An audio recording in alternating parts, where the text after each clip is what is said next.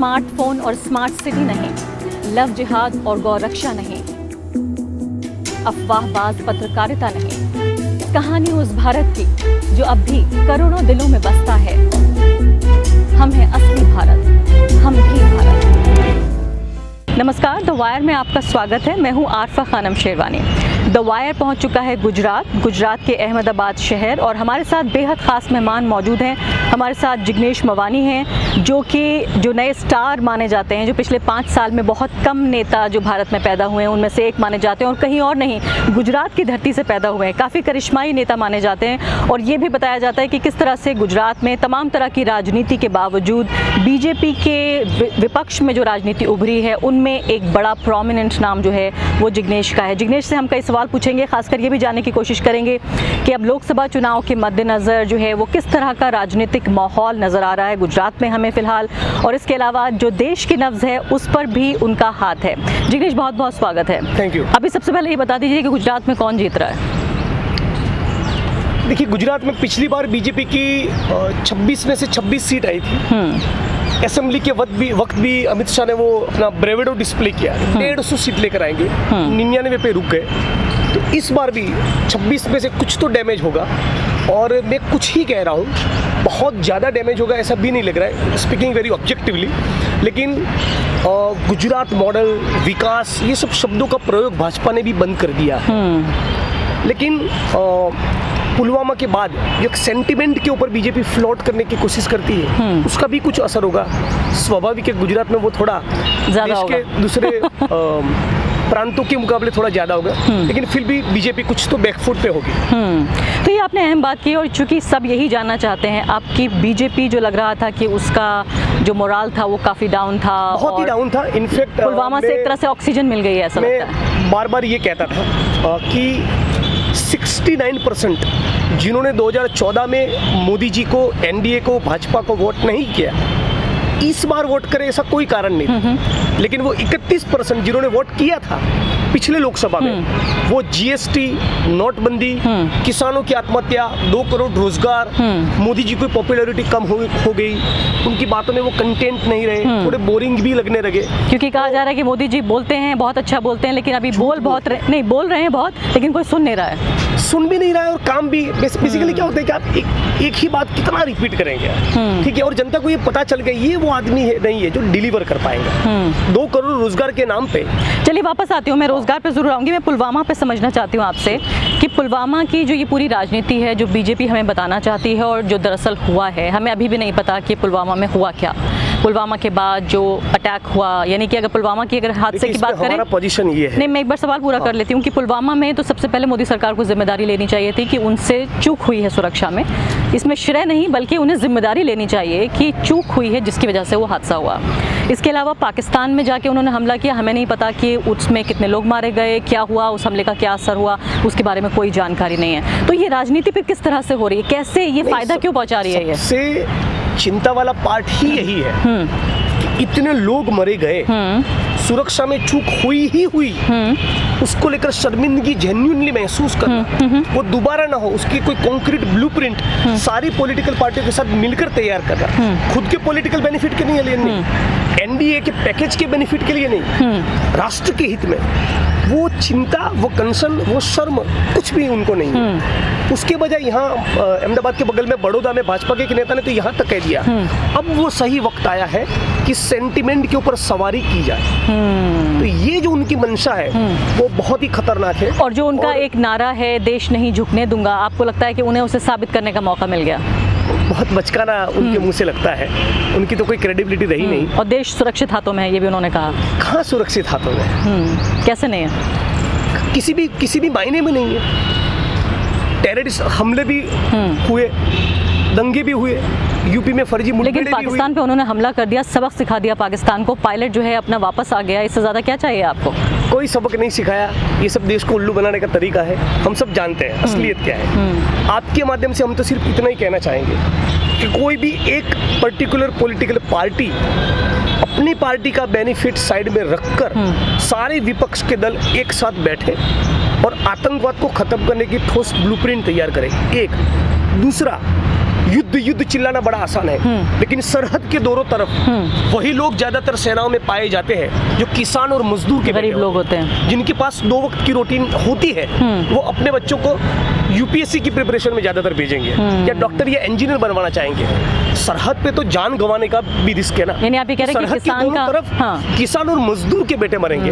तो कोई एमपी या एमएलए या मंत्री या जिन 1% लोगों के पास इस मुल्क की 73% प्रॉपर्टी चली गई, उनके बच्चे तो सेना में गोली खाने वाले नहीं है ना। तो युद्ध मत चिल्लाइए। हमारा तो ये नारा है कि हमको युद्ध की नहीं, बुद्ध की बात करनी चाहिए। बुद्ध की बात करनी चाहिए। बुद्ध का ये देश है, लेकिन आप ये पाकिस्तान पर हमले का श्रेय या पायलट का वापस घर आ जाना, इस सब का आप मोदी जी को नहीं देना चाहते हैं? बिल्कुल ही नहीं। पहले दम नहीं था सरकार में, लेने की कोशिश करेंगे। नहीं, पहले दम नहीं था सरकार में। आप ये देखिए 26/11 हुआ, तब भी हम हाथ पे हाथ रखे बैठे रहे। देखिए, इसमें पूरा राजनीति जो बीजेपी कर रही है, जनता के एक तबके को वो समझ भी आ रहा है कि मोदी जी ने जो ब्रेवडो दिखाया था, पाकिस्तान को मजा चखा देंगे, धीस धेट दाऊद को वापस लाएंगे, आतंकवाद का नामो निशान मिट जाएगा, वो तो फुस हो गया। इसमें से कुछ निकल कर नहीं आया, ये जनता समझ रही है। लेकिन फिर भी इसके चलते जो सेंटीमेंट खड़ा होता है, उस सेंटीमेंट के ऊपर फ्लोट करने की भाजपा की पूरी मंशा है, वो बहुत बड़ी चिंता का विषय। चलिए, जो मीडिया की बात आप उठा रहे हैं कि किस तरह से इसको पब्लिसाइज किया जा सकता है, किस तरह से इसका प्रोपेगेंडा एक तैयार किया जा सकता है, उसके लिए जाहिर है मीडिया की ज़रूरत है, एक प्लायबल मीडिया की ज़रूरत है। लेकिन मैं दूसरे बड़े मुद्दे पे आती हूँ, वो है नोटबंदी। ये बताया जाता है कि मानवता के इतिहास में जो है इतना बड़ा कोई भी फैसला नहीं हुआ, आर्थिक फैसला, जिसने इतनी बड़ी तादाद में लोगों पर असर डाला हो। गुजरात में इसका सबसे ज़्यादा असर हुआ क्योंकि बिजनेस कम्युनिटी थी, उसके बावजूद भी नरेंद्र मोदी जी जीत गए और 3.5 मिलियन लोगों के रोजगार भी छीने गए इसके चलते। तो अभी हमने आज ही ट्वीट किया है कि आरबीआई के ना कहने पर भी हमने नोटबंदी किया, ये कहकर यदि मोदी जी वोट मांगे तब उनको पता चलेगा। नहीं, जीत गए फिर आप अपनी राजनीति आप करिए, लेकिन वो अगर लोगों को नुकसान हो रहा है, लेकिन केवल उसी के चलते नहीं जीते। हाँ, क्रेडिबल, लेकिन उसके बावजूद तो जीते। क्रेडिबल विपक्ष उसके बावजूद होना, ये बहुत बड़ा इस वक्त देश में एक सवाल है। जिग्नेश जी, उन्होंने राहुल गांधी ने एड़ी चोटी का जोर लगा दिया कांग्रेस पार्टी ने, लेकिन उसके बावजूद भी जो 3 टर्म्स की जो एंटी इनकम्बेंसी थी, उसके बावजूद भी जीत गई बीजेपी। हाँ, जीत जाते हैं। विपक्ष की ये निष्फलता है, आपके हमारे जैसे सारे लोगों की भी ये निष्फलता है। लेकिन वो गुजरात के एक पर्टिकुलर कॉन्टेक्स्ट में बात करें तो जो 150 का उनका क्लेम था, वो 99 में आकर रुक गए और उसके चलते एक मॉरल डिफीट उनको महसूस हुआ। They could not celebrate. ये जो 99 है, अब वो और भी कम होगा। लोकसभा में कितना जाएगा ये? नहीं, लोकसभा में तो पिछली बार 26 जीते थे। 26 जीते। इस बार मुझे लग रहा है कम से कम, अगर असेंबली कंस्टिट्यूएंसीज को जोड़ लिया जाए, तो मुझे ऐसा लग रहा है 26 में से 8-10 सीटें कम होगी। अच्छा, हाँ, इस बार। तो यानी नोटबंदी का असर फिलहाल आपको लगता है कि गुजरात में जो बिजनेस कम्युनिटी है या जो आम लोग हैं, उनके ऊपर अब नहीं है, कम से कम नहीं है। नोटबंदी का भी है, जीएसटी का भी है, महंगाई का भी है, भ्रष्टाचार का भी है। लेकिन ये हिंदुत्व के सेंटिमेंट के ऊपर ये लोग जो अपना पॉलिटिक्स करते हैं, वो कभी ना कभी बीजेपी के फेवर में क्लिक हो जाता है। वो एक बड़ी चिंता का विषय। जी हाँ, एक और बड़ा सवाल पैदा हो रहा है अब जो नौकरियों को लेकर बात सब पैदा हो रही है। इससे पहले कि मैं आपसे पूछूं कि विपक्ष की रणनीति क्या रहेगी, इस पर विपक्ष किस तरह से घेरने को तैयार है, मुझे बताइए कि जो जॉबलेसनेस है, जो बेरोजगारी है, जो नौकरियां जो आई नहीं बल्कि चली गई, क्या गुजराती इसको नहीं समझता है? आप तो युवा नेता हैं आप। और पूरे देश की जनता ये बात समझ, ये वो ऐसा एक कॉन्क्रीट मटेरियल सवाल है जिसको लेकर लोग सचमुच युवा वर्ग खफा है। अच्छा, पुलवामा से फर्क नहीं पड़ेगा? नहीं, पुलवामा से भी कुछ फर्क नहीं, मैं कह रही हूँ कि अगर नौकरी नहीं ही पड़ेगा, ऐसे मैं क्लेम नहीं करूँ। नौकरी नहीं है, मुझे ऐसा नहीं ही पड़ेगा ऐसा कहना पसंद आता, लेकिन बहुत ऑब्जेक्टिवली देखें तो कुछ तो उसका फर्क उनको पड़ेगा। लेकिन अगेन दोबारा इस नैरेटिव को हम लोगों को सेट करना पड़ेगा। यानी नौकरी नहीं है, देशभक्ति है। हाँ, मतलब देशभक्ति। लेकिन आप देश की जनता को बेरोजगार रखकर कैसे देशभक्ति करेंगे? देशभक्ति का आपका मायना क्या है? केवल भारत माता की जय बोलने से तो नहीं होता है। भारत की बहनें खुले में शौच करने के लिए मजबूर है, तब आपकी भारत माता की जय का नारा कहाँ जाता है? तो रिकॉर्ड नंबर गुजरात में भी होता है। रिकॉर्ड नंबर के टॉयलेट्स बनवाए मोदी जी ने। कहाँ बने हैं? सारा झूठा क्लेम है। गुजरात में देखिए, अहमदाबाद के अंदर बहनें खुले में जाने के लिए मजबूर है। जिस गुजरात को वाइब्रेंट बोल के उसके विकास के मॉडल के इतना ढिंडोरा पीटा गया, इस अहमदाबाद के अंदर भी ओपन डिफिकेशन आज भी होता है। आज भी मैनुअल स्कैवेंजिंग गुजरात में। हाँ, गुजरात में भी वो एडमिट नहीं करते, वो अलग बात है। लेकिन रोजगार के सवाल पे युवा वर्ग ये भी देख रहा है कि 2 करोड़ अपने नहीं दिए, कोई बात नहीं, नो इशू। वो जो 24 लाख गवर्नमेंट सैंक्शन्ड जॉब्स जो पड़ी थी, वो तो दे देते, वो क्यों नहीं दिया? ये बात बहुत बिल्कुल किसी को हजम नहीं होने वाली। लेकिन आप टीवी पे नज़र आते हैं, आप जो हैं वो जो सामाजिक कार्यकर्ता हैं वो आपको बुलाते हैं, अलग अलग संगोष्ठियाँ मंचों पे नज़र आते हैं, आप असेंबली में नज़र नहीं आते, ये आवाज़ वहाँ क्यों नहीं उठाते? उठाते हैं ना, बिल्कुल उठाते हैं। अभी पिछली बार अभी कुछ दिन पहले हमारा असेंबली का बजट सेशन गया, इसमें ऊना का मुद्दा भी उठाया, सफाई कर्मियों का मुद्दा भी उठाया, एट्रोसिटीज के मामले भी उठाए हैं सवाल, क्यों नहीं उठाएंगे? सवाल तो उठाने के लिए तो असेंबली में गए, असेंबली में भी उठाते हैं, सड़क पर भी उठाते हैं। ऊना से मुझे याद आया कि हम जानते हैं कि पूरी जो राजनीति है जिससे आप जुड़े हुए हैं, दलित राजनीति उसके केंद्र में है। फ़िलहाल जो गुजरात में दलित राजनीति है, जो गुस्सा हमने देखा ऊना के बाद, उसके बाद SC/ST एक्ट जो है वो उसे कमज़ोर किया गया, उसके बाद हमने देखा जो 13 पॉइंट रोस्टर है, उसके बाद की हमने राजनीति देखी। क्या इस सब का असर गुजरात में देखने को मिल रहा है और इसके अलावा राष्ट्रीय स्तर पर? हाँ, बिल्कुल। कैसे? अब देखिए 2014 के बाद ही ऊना का आंदोलन हुआ, 2014 के बाद ही एट्रोसिटीज के कानून को डाइल्यूट करने के वक्त 2 अप्रैल का भारत बंद हुआ, 2014 के बाद ही मोदी जी के प्रधानमंत्री के बनने के बाद ही रोहित वेमुला वाला एजिटेशन हुआ, भीमा कोरेगांव हुआ। तो इन सारा ये जो दलित एसर्शन है, एग्रेसिवली दलित यूथ जो बाहर आ रहा है, वो सारे के सारा संघ और बीजेपी के खिलाफ आ रहा है। ऐसा नहीं कि दूसरी सारी पॉलिटिकल पार्टियां कोई एनाइलेशन ऑफ कास्ट का प्रोजेक्ट रखती नहीं करती, we are not under that wrong impression, लेकिन बीजेपी वो तो कंप्लीटली ब्राह्मणिकल पार्टी है। ये जो दलित समझ पाए हैं उसका एक ट्रिमेंडस इम्पैक्ट होने वाला है। और दूसरी मैं आपको बात बोलूँ, भीमा कोरेगांव के वक्त उस एजिटेशन के दौरान निहत्ते बेगुनाह दलितों को मारा, पीटा, गाली गलौज किया और फिर उन्हीं के ऊपर फर्जी मुकदमे लगाए। यहाँ तक कि आनंद तेल तुमड़े जैसे बहुत ही जिसकी इंटेग्रिटी इम्पैकेबल है, ऐसे पब्लिक इंटेलेक्चुअल्स को आप नक्सलाइट बोलकर जेलों में डालने की कोशिश कर रहे हैं। तो ये दलित किसी भी कीमत पर हजम नहीं करने वाले। मैं आपको यहाँ तक कहता हूँ, गुजरात की असेंबली में इस बार मैंने सवाल उठाया कि मंगल पर पानी है कि नहीं, ये डिस्कवर करने की टेक्नोलॉजी है, किसी भी इंसान को गटर में उतरना ना पड़े। क्या गवर्नमेंट ऑफ गुजरात वो टेक्नोलॉजी लेकर आएगी? पूरी भाजपा की टीम कंप्लीटली साइलेंट मेंटेन किया, दे रिमेन कंप्लीटली साइलेंट। लेकिन इसमें यानी कि वो चाहते हैं कि दलित गटर में उतरे और मरे, वी डोंट केयर।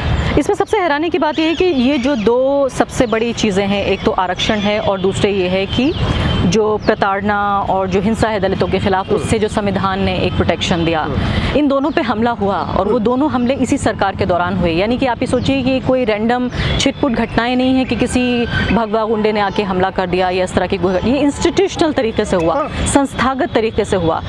तो ये कैसे संभव है कि भाजपा जो कि अब सवर्ण आरक्षण भी ले आई है कि जो कमज़ोर वर्ग के लोग हैं सवर्णों में, उनको आरक्षण हम दे देंगे, लेकिन दलित समुदाय के अंदर इसको लेकर वो बेचैनी, वो प्रतिक्रिया नज़र नहीं आई है? बहुत बेचैनी है, जबरदस्त बेचैनी। एक्चुअली मैं आपको कहूँ कि ये ऊना के वक्त इतने लाखों की तादाद में दलित क्यों सड़कों पर उतर आए? रोहित वेमुला के वक्त सड़कों पर क्यों उतर आए? भीमा कोरेगांव में क्यों उतर आए? 2 अप्रैल के बंद के दौरान क्यों उतर आए? नीचे कुछ चल रहा था। वो नीचे क्या चल रहा था? वो गुस्सा कि आरएसएस और भाजपा का जो ब्राह्मणिकल मनुवादी एजेंडा है वो दलित पहचान चुके हैं। अब बीजेपी को, आरएसएस को दलित वोट वापस अपनी तरफ करना ये नामुमकिन के बराबर होता जा रहा है। लेकिन वो कह रहे हैं कि हम रिवर्स कर रहे हैं सब। नहीं, SC/ST का भी कर दिया, 13 पॉइंट रोस्टर का भी कर दिया। धोने से नहीं कोई फायदा नहीं होने वाला है, गुनाह नहीं धुलेंगे, कुछ भी नहीं धुलेंगे। राष्ट्रपति बना दिया। कर्मयोगी नाम की किताब में तो ऐसा लिखते हैं मोदी जी कि सफाई कर्मियों को सफाई काम करने में आध्यात्मिकता का आनंद मिलता है, तो उतरिए ना, आप गटर में उतरिए और आप भी लीजिए ये इस आध्यात्मिकता का सुख, आप भी प्राप्त करिए ना। ये क्या नॉनसेंस है? अभी कुछ मैं लड़कों को मैं त्रिवेंद्रम मिला था, जीन रोबोटिक्स वाले, उन्होंने एक रोबोट डेवलप कर दिया है, 11 लाख का एक रोबोट है। 1000 करोड़ का यदि आपका बजट है तो ऐसे 10,000 रोबोट आप खरीद सकते हैं, ये इंश्योर करने के लिए कि किसी भी सफाई कर्मी को गटर में उतरना ना पड़े। ये करके दिखाए, सफाई कर्मियों के पैर धोने का नाटक बंद कर दीजिए, ये हमारा कहना है। तो आपको ये प्रैक्टिकली मुमकिन चीज है। एक छोटा वर्ग भी इससे खुश नहीं हुआ होगा? बिल्कुल ही नहीं। देश का प्रधानमंत्री सफाई कर्मचारियों के पैर धो रहा है। मैं बोलता हूँ ये अच्छा किया मोदी जी ने, एक प्रतीक भी है इसका। कोई ये नौटंकी करने से ये हमारी प्लाइट की जो मौकरी कर रहा है, ये मैसेज दलित समाज में गया है। This is nothing but the mockery of our plight. और देश के सर्वोच्च पद पे बैठा हुआ राष्ट्रपति बिल्कुल दलित है, लेकिन उन्होंने दलित है बनाया ना उनको। बिल्कुल, तो इस बात का श्रेय नहीं देंगे आप? देखिए वो बात क्यों क्लिक नहीं हुई? उनको राष्ट्रपति क्यों बनाया? क्योंकि पूरा दलित तबका एक नाराज हो रहा था। राष्ट्रीय स्तर पे गुजरात में केवल 7% है, नेशनली तो दलित 18 से 20% है। ठीक है, तो ये जो गुस्सा था उसके ऊपर थोड़ा मलहम लगाने का एक पॉलिटिकल उनका एक तरीका था कि उनको राष्ट्रपति बनाया जाए, वो बिल्कुल ही क्लिक नहीं हुआ। It is not gone well amongst Dalits. क्यों? क्योंकि असली तो ये मुद्दा है ना, 2 अप्रैल के बंद के दौरान जो दलित सड़कों पर उतरे उनके ऊपर तो मुकदमे लगे। जो बहनें घर के अंदर रसोई का काम कर रही थी, राजस्थान में, MP मैंने देखा है, उनकी छाती के ऊपर पुलिस वाले चढ़ गए, उनके बालों से घसीट कर ये कह रहा है राजस्थान की पुलिस, वसुंधरा की पुलिस उस वक्त, कि तुमको आरक्षण बचा रहा है, तुम जय भीम बोलोगी। MP में भी गया उन 6 लोगों के घर जिनके बच्चों को गोलियों से भून दिया गया 2 अप्रैल के दौरान, उनमें से ज्यादातर लोगों की गिरफ्तारी तक नहीं हुई है। दूसरे एक और हाशिए का समुदाय जो देश का अल्पसंख्यक वर्ग है, आप दलित मुस्लिम एकता की बात करते रहे हैं, क्या इस तरह की कोई एकता या इस तरह की कोई पॉलिटिकल यूनिटी की मैं बात कर रही हूँ, कुछ नजर आ रही है इस चुनाव के मद्देनजर? बिल्कुल। कैसे? हर जगह पर मैं जहाँ भी जा रहा हूँ पूरे देश में, मुस्लिम कम्युनिटी का जबरदस्त रिस्पांस मुझे मिल रहा है। तो हम लोगों को और हमारी टीम को दलित मुस्लिम एकता के प्रतीक के तौर पे देखते हैं। मैं वडगाम जहाँ से चुनाव जीता, वहाँ पर भी दलित मुस्लिम एकता जबरदस्त हुई। अहमदाबाद से ऊना की मार्च लेकर गए थे, वहाँ पर भी देखी, और इतने मुस्लिम समुदाय के लोग हमको जो बुलाते, उसके अंदर एक बात ये इम्प्लाइड है कि दोनों समुदाय के लोग ये चाहते हैं। और मैं मानता हूँ कि दलित और मुसलमान को दंगों के वक्त लड़ाया जाए एक दूसरे के सामने, ये RSS की चाल है। वो दलित मुस्लिम दोनों धीरे धीरे समझ रहे हैं, पर्टिकुलरली दलित मुस्लिम दोनों समुदाय का यूथ समझ रहा है। तो अभी 2015-16 से गुजरात में इन पर्टिकुलर में बात करूं तो दलित मुस्लिम यूनिटी को लेकर बहुत अच्छा मैसेज गया है। क्योंकि इन 5 सालों में अगर 2 समुदाय जो सबसे ज्यादा प्रताड़ित हुए हैं, सबसे ज्यादा प्रभावित हुए हैं, वो ये दोनों समुदाय। गाय के नाम पर 35-40 मुस्लिम साथियों की हत्या कर दी गई, गाय के नाम पर ही ऊना हुआ। तो इस पूरी राजनीति का जवाब आपको लग रहा है? मैं आपसे ये भी जानना चाहती हूँ, क्योंकि बात ये हो रही है कि जो ये स्थापित राजनीतिक दल हैं, अब इनके पास जनता का जवाब नहीं है, और एक तरह की एक आज़ाद राजनीति जिसके आप भी एक तरह से प्रतिनिधि हैं, आप एक आज़ाद कैंडिडेट के तौर पर आप उभरे, क्या आपको लगता है कि जो नई राजनीति है, जो इंडिपेंडेंट पॉलिटिक्स है, उसको लेकर कोई उम्मीद दिख रही है? देखिए, उतना आसान नहीं है। मैं बहुत फ्रेंकली चुनाव जीतने के दिन ही कहा था, आज भी इस बात को रिपीट कर रहा हूँ, जो इलेक्टोरल पॉलिटिक्स है वो आपके हमारे जैसों के लोगों के लिए इस पॉलिटिक्स का ग्रामर नहीं बना है। बहुत से कॉम्प्रोमाइज लेकर आ रहा है। So only because I could crack it, I would not make a claim कि many of us can crack it, लेकिन फिर भी जो सड़कों की लड़ाई से निकल कर आने वाले लोग हैं, उनमें से वो लोग जो लोगों की इमेजिनेशन को कैप्चर कर पाए कन्हैया की तरह, कुछ पॉपुलैरिटी मिली है हार्दिक की तरह, ऐसे कुछ लोग भी असेंबली और पार्लियामेंट में जाए उस क्लैरिटी और समझदारी के साथ कि हमारी असली जगह इस सड़कों पे जनता के बीच में रहने के, संघर्ष करने के लिए ही है हमारे। लेकिन इससे सवाल, काउंटर क्वेश्चन जो है आप पे ये बनता है कि आप फील्ड से निकलकर एक्टिविज्म से आप राजनीति में आए, लेकिन कई लोग जो हैं वो इस बात का आरोप लगा रहे हैं कि उसके बाद आप भूल गए कि जहाँ से आप निकल के आए थे आपको वापस जाना था। मैं तो वहीं पर हूँ। अब सुनने में नहीं आता कि अब जिग्नेश क्या कर रहे हैं, कहाँ लोगों को मोबिलाइज कर रहे हैं? पूरे देश में मोबिलाइज कर रहे हैं, पूरे देश में कर रहे हैं। ये आरोप हमारे पर बिल्कुल है ही नहीं। तो पब्लिसाइज नहीं हो पाता है? नहीं, अच्छा से पब्लिसाइज मीडिया कवर नहीं करती, नेशनल मीडिया कवर नहीं करती? कवर करती है, हमारी कोई कंप्लेन ही नहीं है। क्योंकि मैंने कम से कम इंडिविजुअली नहीं सुना। सवालों को मेन स्ट्रीम मीडिया ढंग से कवर नहीं करती है, तो बहुत स्वाभाविक बात है। जहाँ तक हमारा सवाल है, I am covered very well, मेरा ये कंप्लेंट नहीं है। तो ये जो युवा नेता हैं, खासकर कन्हैया का आपने जिक्र किया, आपने जिक्र किया, अल्पेश ठाकुर का भी जिक्र कर लेते हैं इस दौरान, हार्दिक पटेल का जिक्र कर लेते हैं। एक बार आपने ये भी कहा था कि ये भी संभव हो सकता है कि ये सब एक साथ आएं और एक मंच बनाएं। बिल्कुल बिल्कुल। क्या हुआ उसका? बनेगा, 19 के तुरंत बाद बनेगा। बिल्कुल बनेगा, 110% से पहले नहीं, अभी मतलब वो एक तरह से मंच बना हुआ ही है, और कन्हैया है, शैला है, हार्दिक है, मैं हूँ, हम सबके बीच में एक ऑर्गेनिक कनेक्टिविटी बन चुकी है। लेकिन एक फॉर्मल प्लेटफॉर्म का एक लॉन्चिंग हम लोग करेंगे। तो इनमें से कई तो चुनाव भी लड़ रहे हैं, शैला का मालूम नहीं है, लेकिन कन्हैया चुनाव लड़ रहे हैं। कन्हैया के लिए, हार्दिक के लिए, दोनों के लिए कैंपेन। आप जाएंगे, कैंपेन करेंगे? बिल्कुल करेंगे, जमकर करेंगे। तो ये एक प्रकाश राज के लिए भी करेंगे। अच्छा, तो ये इंडिपेंडेंट कैंडिडेट होने का, नेता होने का ये फायदा है आपको? बिल्कुल, बेसिकली वो लड़कर आए, तो ऐसे लोग पार्लियामेंट में जाए तो अच्छा है। लेकिन युवा नेता देखिए, इस देश में अभी भी जो है वो जो फर्स्ट टाइम वोटर्स हैं उनकी अगर आबादी भी देखें तो पूरे देश, इतने बड़े बड़े देश बने हुए, छोटे छोटे देश, उनसे ज़्यादा आबादी है उन लोगों की जो कि फर्स्ट टाइम वोटर्स हैं भारत में। उसके बावजूद भी जो एवरेज एज देखिए पॉलिटिशियंस की, ऐसा नहीं लगता कि उनका प्रतिनिधित्व जो है वो कर पा रहे हैं। ऐसे में क्यों हमें सिर्फ 3, 4, 5 ही युवा नेता नजर आते हैं? ये बहुत बड़ी हमारी पॉलिटिक्स की वीकनेस है और इसीलिए चाहते हैं कि कन्हैया, हार्दिक जैसे लोग लड़े, मैदान में आए तो और भी लोग उनसे इंस्पायर हो गए। जैसे मेरे चुनाव लड़कर जीतने से बहुत से लोग इंस्पायर हुए। ये अलग बात है कि मैंने फ्रॉम द डे वन यही पोजीशन रखा है कि मैं चुनाव क्रैक कर पाया, उसके चलते आप सारे लोग MP या MLA बन जाएगी, वो गलतफहमी में मत रहिएगा। आपको और हमको बड़े बदलाव के लिए सड़क पर तो उतरना ही पड़ेगा। तो ये हमारा पोजीशन है, लेकिन डेफिनेटली आने वाले दिनों में और भी लोग आएंगे, लेकिन इस वक्त पे नहीं है। ये डेफिनेटली बहुत बड़ी हमारी ये बहुत अच्छी बात आपने कही कि फील्ड में रहने की बात। क्या आपको लगता है कि राजनीति जो है वही मंजिल है क्या? अगर हम सोशल एक्टिविज्म को सोशल एक्टिविज्म ही रहने दें, मान के चलिए कल को मैं ऐसा डिसाइड करता हूँ 5 साल के बाद कि मुझे चुनाव नहीं लड़ना है, मैं केवल बहनों के घूंघटे छोड़ने के लिए कोई फेमिनिस्ट मूवमेंट काम कर रहे थे उनके साथ रहकर काम करूंगा, या सिर्फ अनटचेबिलिटी के रिमूवल के लिए काम करूंगा, या किसी सफाई कर्मी को गटर में उतरकर मरना ना पड़े, इस मुद्दे के ऊपर काम करूंगा। ये भी बहुत बड़ा कंट्रीब्यूशन है। गैर सरकारी स्तर पर चुनाव की राजनीति में ही क्यों आए, जरूरी नहीं, और चुनावी राजनीति से परहेज भी नहीं। तो यानी आप ये कह रहे हैं कि सरकारी ही नहीं बल्कि गैर सरकारी स्तर पर भी बहुत कुछ किया जाना बाकी है और संभव है बहुत बिल्कुल डेफिनेटली। जिग्नेश, आज भी छुआछूत, जैसे छुआछूत खत्म ही हो गई है, उस प्रकार के इस सवाल को लेकर साइलेंस है। गुजरात में 1590 गांव में 98 टाइप्स की अनटचेबिलिटीज पाई गई, एक केस में ऑफेंस दर्ज नहीं किया है, एक केस में।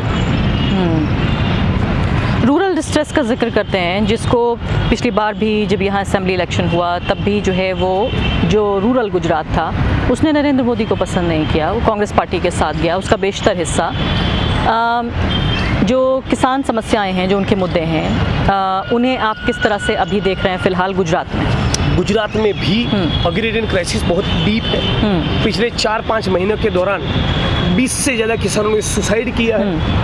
Vibrant Gujarat global investor summit के नाम पे हर बार रेड कारपेट बिछाकर जो देशी विदेशी कंपनियों को यहाँ ज़मीनों का आवंटन होता है, उसी के चलते यहाँ के किसानों का बहुत ज़बरदस्त गुस्सा है। अग्रेरियन क्राइसिस भी बहुत डीप है और नरेगा को जिस प्रकार से चौपट करके रख दिया है, तो यहाँ की गुजरात की ग्रामीण जनता भाजपा को वोट दे, वो किसी कीमत पर मुमकिन नहीं होने वाला, नहीं देगी। यहाँ इस बार भी नहीं और आने वाले कई सालों तक। पुलवामा से फर्क पड़ा है क्या?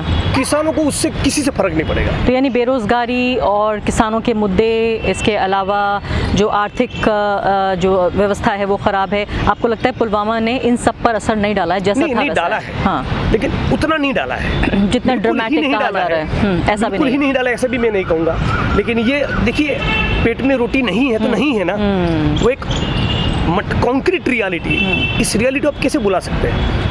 आखिरी बात और बहुत अहम बात, क्योंकि आप उस तरह के नेता माने जाते हैं जो ज़मीन से भी जुड़ा हुआ है, लेकिन जिसको एक तरह का एक इंटेलेक्चुअल बुद्धिजीवी व्यक्ति भी माना जाता है, पढ़ा लिखा नेता, युवा नेता। 5 सालों में जो मोदी सरकार रही उसकी अगर शनाख्त पहचान करने की कोशिश की जाएगी, कौन सी ऐसी चीज़ें हैं जिसके लिए मोदी सरकार की विरासत मानी जाएगी, वो क्या होगा?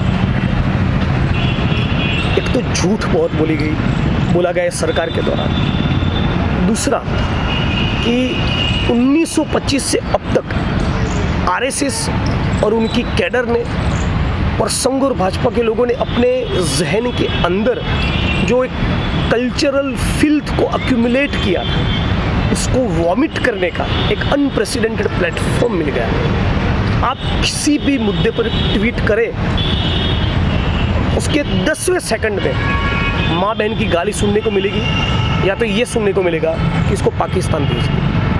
इतना गंद तो वाजपेयी के शासन के दौरान भी नहीं देखा था। तीसरा, इंस्टीट्यूट्स को ख़त्म करना, एक के बाद एक सारे इंस्टीट्यूट्स को ख़त्म करना, संविधान के ऊपर हमला। आज पूरे मुल्क के सारे प्रगतिशील लोग, चाहे वो गांधीयन से, लेफ्ट है, आम्बेडकराइट से, फेमिनिस्ट ग्रुप से, मीडिया के अंदर जो सेंसिबल लोग, सारे लोग एक सुर पे कहते हैं कि संविधान नहीं बचेगा यदि ये लोग 2019 में दोबारा सत्ता पर काबिज हो। ये सबसे बड़ा ये सरकार ने जो संविधान के ऊपर जो खतरा बनाया है, लोकतंत्र के ऊपर, आइडिया ऑफ इंडिया पे जो खतरा बनाया है, कोई अगर ये सरकार वापस नहीं आती है, ये पार्टी दोबारा नहीं बनाती है, तब भी आपको लगता है कि ये जो असर है, ये प्रभाव जो 5 साल में पड़े रहेगा? क्योंकि इलेक्टोरली मान के चले बीजेपी हार गया 19 के बाद, लेकिन सुबह आरएसएस की शाखा तो लगी और आरएसएस की शाखाओं में वही कम्युनल जहर घोला जाएगा, वही गंध वो लोग मचाते रहेंगे। तो उनको काउंटर करने के लिए यदि आप आम्बेडकराइट से, तो हम लोगों की ओर से भी भीम शाखा खुलनी चाहिए। ठीक है, तो ये बहुत लंबा प्रोजेक्ट है। मैं ऐसा मानता हूँ कि 2019 के चुनाव में इलेक्टोरली बीजेपी को डिफीट करना एक्सट्रीमली वायलेंट है, एक्सट्रीमली इंपॉर्टेंट है, क्योंकि जैसा भी है वो हमारा लोकतंत्र, हमारी डेमोक्रेसी, हमारे संविधान को बचाया जाए। लेकिन ये एक इंटरिम रिलीफ ही होगा, ये सिर्फ इंटरिम रिलीफ होगा, लंबा काम तो बाकी है, जो आरएसएस के खिलाफ भी लड़ना है। आरएसएस जो समाज को लगातार हिंदू मुसलमान में विभाजित करने के लिए लगा रहता है, उनके खिलाफ भी बहुत काम करना आखिरी सवाल बहुत संक्षेप में कि आप एक मीडिया कर्मी, एक पत्रकार भी रहे हैं, पत्रकारिता की हालत को लेकर देश में काफ़ी चिंता है। आपने प्रोपेगेंडा का जिक्र किया, आपने ये भी जिक्र किया कि पुलवामा को और उसके बाद की जो परिस्थितियाँ हैं उन्हें किस तरह से उनकी नुमाइश की जाती है, किस तरह से उन्हें दिखाया जाता है, इस बात पर निर्भर करेगा कि कितना फ़ायदा है, नुकसान होगा। हमसे कहे कुछ दोस्त हमारे, मत लिखो, जान अगर प्यारी है प्यारे मत लिखो, और हाकिम की तलवार मुकद्दस होती है, हाकिम की तलवार के बारे मत लिखो, जो कहते हैं दर्द के मारे वो मत लिखो। मतलब मीडिया का एक तबका बहुत साफ दिखता है, कंप्लीटली बायस हो चुका है, बिक चुका है। इस शब्द का प्रयोग करना अच्छा नहीं लगेगा, खुले आम मोदी जी की आरती उतारना, एक तरफा ही प्रोपेगेंडा करना, मान के चलो उनके पेरोल पे हो, इस प्रकार का जो मीडिया के कुछ तबकों का जो रवैया है बहुत ही खतरनाक है, बहुत ही शर्मनाक है, बहुत ही दर्दनाक है। कोई जवाब लेकिन क्या कर सकते हैं? लेकिन वायर और रविश कुमार जैसे भी लोग हैं जो ये कहते हैं कि दिल कहता है खुलकर सच्ची बात लिखो और लफ्ज़ों के बीच सितारे मत लिखो। क्या बात है, आप तो शायर भी हैं। आखिर में पूरे देश की जनता को आपके माध्यम से ये कहना चाहेंगे जो कबीर साहब ने कहा, हिंदू कहे थे राम हमारा, मुसलमान रहमाना, आपस में दोनों लड़ाई मरत है, मरम को नहीं जाना। क्या बात है, बहुत बहुत शुक्रिया जिग्नेश, थैंक यू। नमस्कार। द वायर के और वीडियोस देखने के लिए सब्सक्राइब करें और बेल आइकन पर क्लिक करें। स्वतंत्र पत्रकारिता की आर्थिक मदद करने के लिए डिस्क्रिप्शन में दिए गए लिंक पर जाएं और अपनी राशि चुनें।